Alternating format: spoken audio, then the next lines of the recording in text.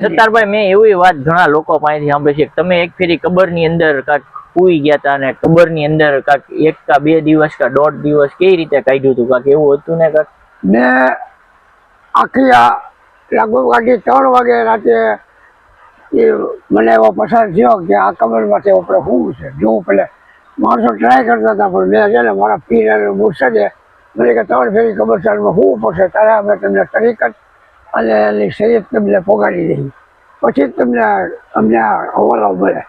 તો મેં પીર મારા મુર્શદને હવાલેથી હું કબરમાં 2 દી લગન અંદર ઘૂંટો હતો ને મને એવું લાગ્યું કે કબર કેમ માણસોને ઓલી બી કરે એવી રીતે બાજુમાં બી કરીને મને મેકી દેતા હતા.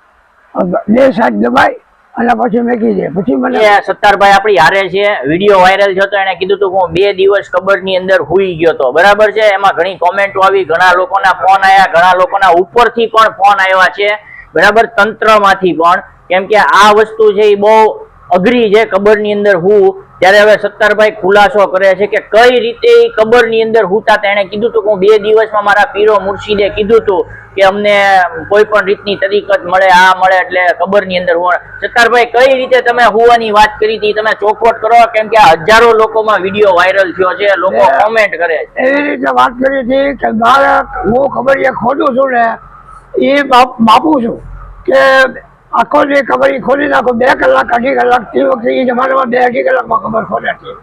તો એ હું કબર ખોદી અને હું પોતે અંદર હું માપું કે કેટલી લંબાઈ છે, કેટલી ટૂંકાઈ છે, એ હિસાબે સમજ્યા. બાકી આખી રાત એ હોતો નથી હું. બાકી આવી રીતે આ બનાવ બન્યો છે. બાકી આ જે થયું છે એ જરાક ભૂલ થઈ ગઈ છે, સમજ્યા. એટલે સત્તારભાઈ એમ કહે છે કે હું કબર માપવા હાટું અંદર હું છું. એને જે કીધું હતું કે હું 2 દિવસ કબરની અંદર હુઈ રહ્યો તો એ વાત નકારે છે કે કન્ટિન્યુ કબરની અંદર હું કઈ નાની માના ખેલ નથી. કબર બંધ કરીને અંદર હું એ કોઈ જેવી જેવી મામૂલી વાત નથી. 2-2.5 કલાક તો માંડ કોક હુયો કે બપોરે, એ બપોરનો ટાઈમ, હાંજનો ટાઈમ હોય. બાકી બીજા કોઈ લેવા દેવા નથી. અમને ખબર ખોલવા કઈ નાની માનું ઘર નથી, એટલે હોવાનું કઈ નાની માનું ઘર નથી. એક મજાક નથી ખબરની. આ તમે એક મજાક તરીકે સમજો છો, આ મજાક નથી, હકીકત. તમે ખબર ખોટતા તમે હોઈ જાઓ 1 જ કલાક ખાલી હો તો તમને એનો અનુભવ થઈ જાય. તો આ તમારી મિસ્ટેક થઈ ગઈ હતી, બરાબર. તો એ કઈ છે એ ભૂલ થઈ ગઈ હતી, કબૂલો છો ભાઈ. જે છે એ શબ્દની મારામારી થઈ ગઈ હતી, ભૂલ થઈ ગઈ હતી, બરાબર ને? એ ભૂલ થઈ ગઈ.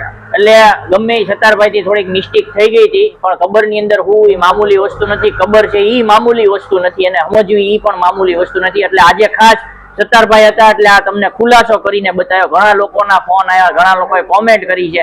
એટલે કઈક ને કઈક ખુલ્લી કબર ની અંદર હુઈને કબર માપતા હતા, અંદર હુતા નથી, એ કબૂલ કરે છે, બરાબર ને? કબર ઢાંકી જ નથી વેલા પડતા, ઢાંકી જ નથી. ખબર હું ખોદું છું, હું એનો માપ લઉં છું કબરનો. તરત થાકી ગયો તો 2-2.5 કલાક મને થઈ જાય, થાકી ગયો તો અંદર હુઈ જાઉં.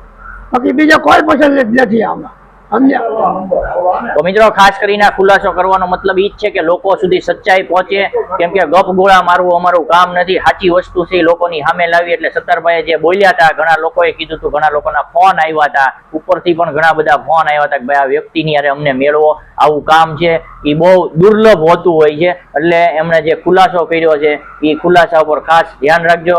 વિડીયોમાં મજા આવી તો લાઈક, શેર અને સબસ્ક્રાઈબ.